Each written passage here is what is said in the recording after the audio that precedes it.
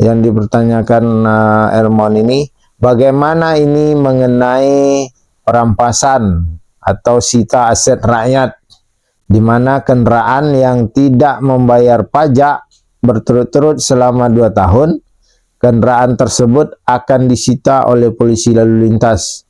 Sementara kita membeli kendaraan tersebut memakai duit pribadi.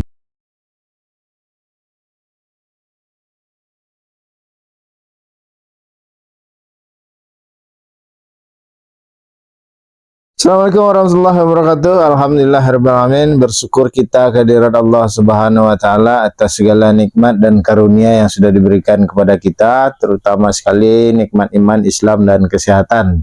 Sehingga kita bisa menjalankan ibadah bulan puasa Ramadan tahun ini, dan mudah-mudahan nanti kita dipertemukan lagi oleh Allah dengan Ramadan berikutnya.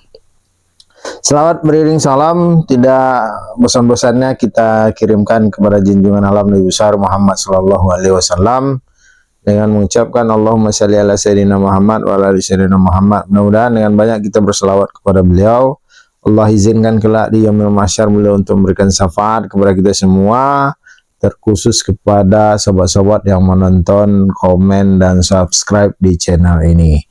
Sobat-sobat sekalian, ada sesuatu hal yang viral atau yang viral belakangan ini dibahas di kalangan atau di media sosial maksudnya.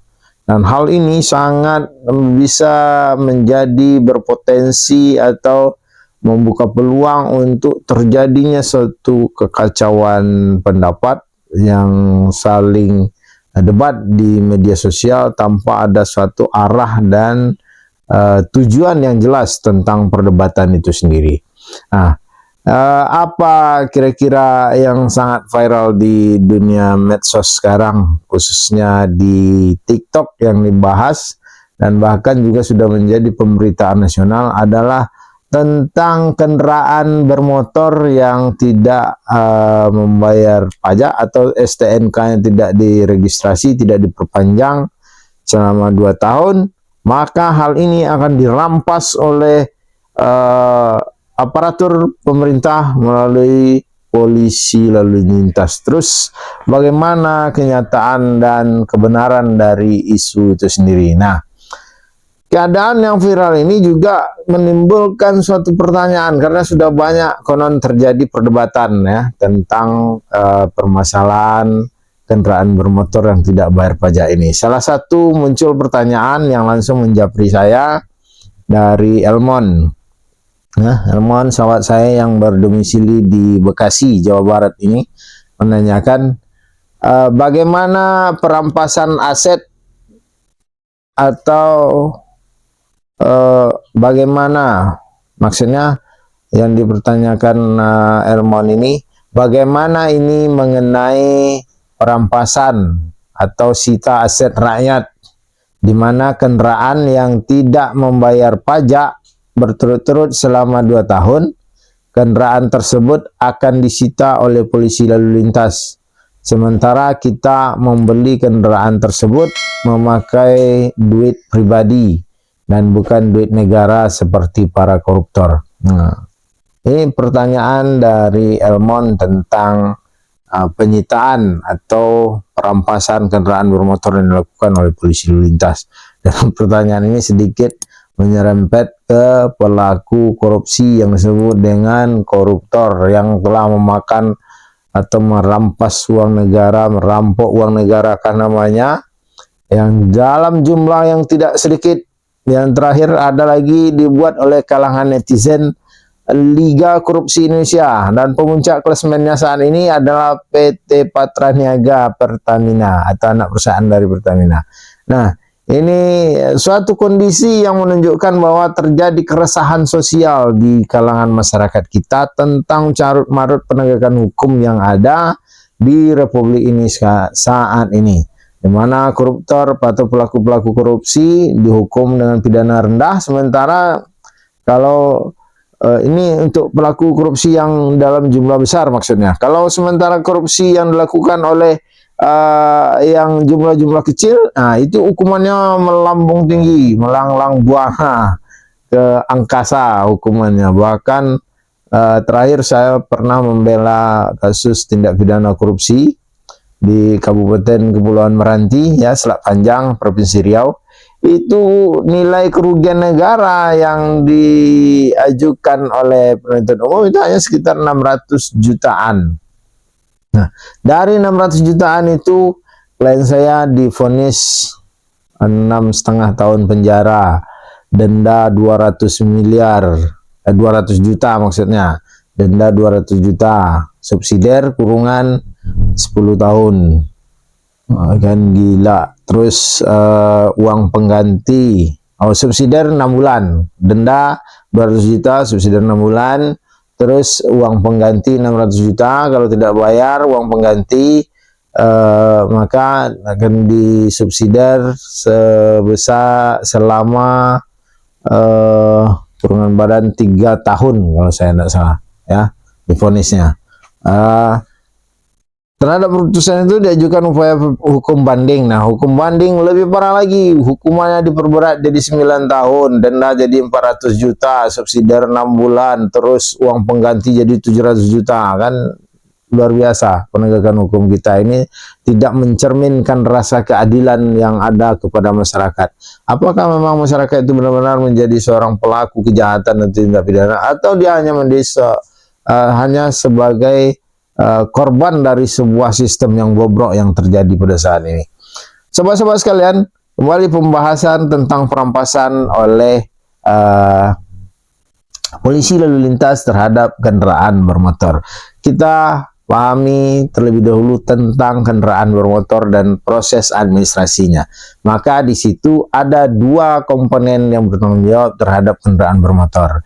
Yang pertama ada STNK namanya, surat tanda nomor kendaraan bermotor. Ini dikeluarkan oleh pihak kepolisian melalui Dirlantas atau Korps lalu lintas lah, katakan demikian. Yang kedua ada pajak kendaraan bermotor. Nah, pajak kendaraan bermotor ini adalah tanggung jawabnya pemerintah daerah, baik pemerintah daerah provinsi dan pemerintah daerah kabupaten kota. Nah, ini tanggung jawabnya tentang pengenaan pajak kendaraan bermotor. Nah, ketika pajak ini tidak dibayar, maka ini adalah urusannya Badan Pendapatan Daerah, Bapenda namanya sekarang, kalau dulu namanya Dispenda atau Dinas Pendapatan Daerah. Nah, ketika pajak tidak dibayar, urusannya dengan pemerintah daerah.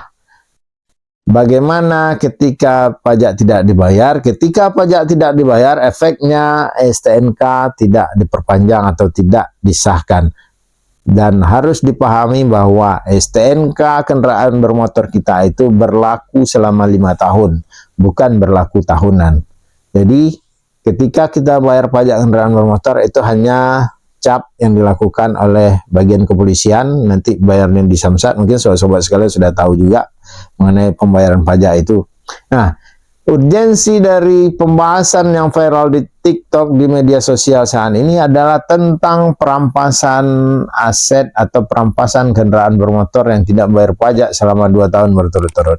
Nah, setelah saya lakukan pencarian data dan aturan, ternyata peraturan perundang-undangan yang menjadi dasar pemberlakuan tilang itu hanya Undang-Undang nomor 8, Undang-Undang nomor 22 tahun 2009 maksudnya tentang lalu lintas dan angkutan jalan.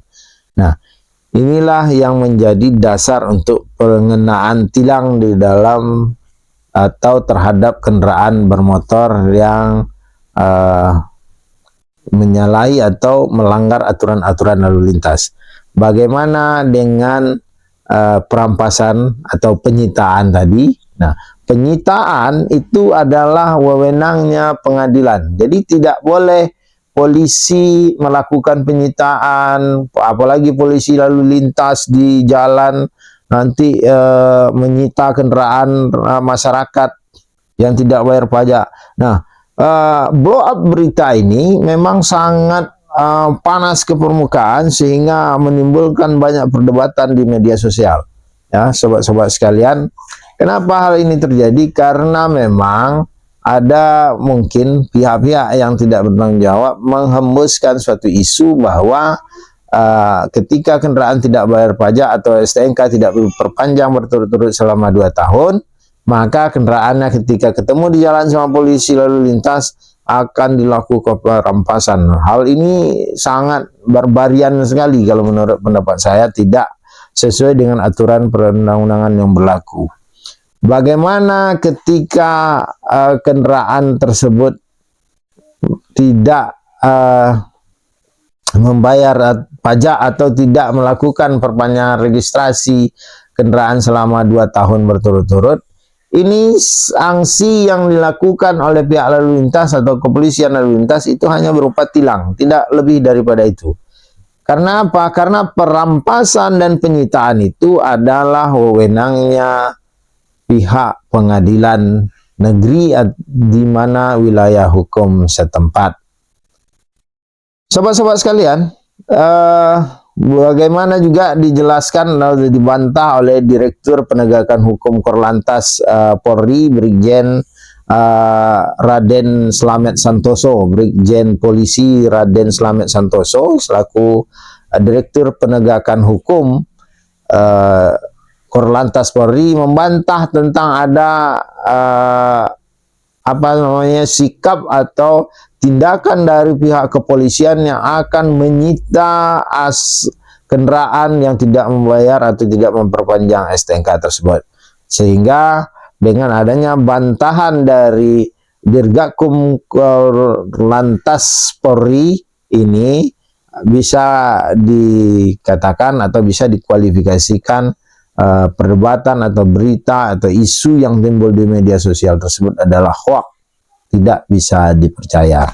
Sobat-sobat sekalian, ada baiknya bijak dalam bermedia sosial, ada baiknya kita mempelajari terlebih dahulu kebenaran dari suatu isu yang disampaikan oleh pihak-pihak yang tidak bertanggung jawab tersebut. Sobat-sobat sekalian, untuk memastikan tentang juga ada isu ya bahwa 2 tahun kendaraan tidak diregistrasi, maksudnya tidak dilakukan pengesahan STNK oleh pihak kepolisian, maka data kendaraan tersebut akan dihapus secara otomatis. Nah, ini juga sebenarnya tidak berlaku demikian ya, karena memang di dalam pasal 74 Undang-Undang Nomor 22 Tahun 2009 tentang lalu lintas dan angkutan jalan itu sudah dicantumkan atau disebutkan tentang ketentuan penghapusan registrasi kendaraan bermotor tersebut. Nah, ini saya bacakan. Pasal 74 ayat 1. Kendaraan bermotor yang telah diregistrasi sebagaimana dimaksud dalam pasal 64 ayat 1 dapat dihapus dari daftar registrasi dan identifikasi kendaraan bermotor atas dasar A. Permintaan pemilik kendaraan bermotor, atau B. Pertimbangan pejabat yang berwenang melaksanakan registrasi kendaraan. Ayat 2. Penghapusan registrasi dan identifikasi kendaraan bermotor sebagaimana dimaksud pada ayat 1 huruf B dapat dilakukan jika A. Kendaraan bermotor rusak berat sehingga tidak dapat dioperasikan, atau B. Pemilik kendaraan bermotor tidak melakukan registrasi ulang sekurang-kurangnya 2 tahun setelah habis masa berlaku surat tanda nomor kendaraan bermotor. 3. Ayat 3 maksudnya, kendaraan bermotor yang telah dihapus sebagaimana dimaksud pada ayat 1 tidak dapat diregistrasi kembali. Nah, ini adalah tentang ketentuan registrasi kendaraan bermotor sebagaimana yang diatur di dalam pasal 74 Undang-Undang Nomor 22 Tahun 2009 tentang lalu lintas dan angkutan jalan. Sehingga sobat-sobat sekalian diharapkan tidak terlalu mempercayai berita-berita yang beredar. Nah, ini bunyi pasalnya ya. Pasalnya nanti bisa di googling atau dicari di Google tentang aturan ini, Undang-Undang Nomor 22 Tahun 2009 tentang lalu lintas dan angkutan jalan. Demikian sobat-sobat sekalian, mudah-mudahan apa yang saya jelaskan dalam video singkat ini ada manfaatnya. Dan jika menurut sobat-sobat sekalian ada manfaatnya, silahkan di-share atau dibagikan kepada sobat-sobatnya yang lain melalui akun-akun media sosial, sehingga jangkauan terhadap edukasi tentang kendaraan bermotor yang tidak bayar pajak ini bisa diketahui oleh teman-teman yang lain. Lebih dan kurang dalam penyampaian ini mohon maaf. Billahi taufiq wal hidayah. Assalamualaikum warahmatullahi wabarakatuh.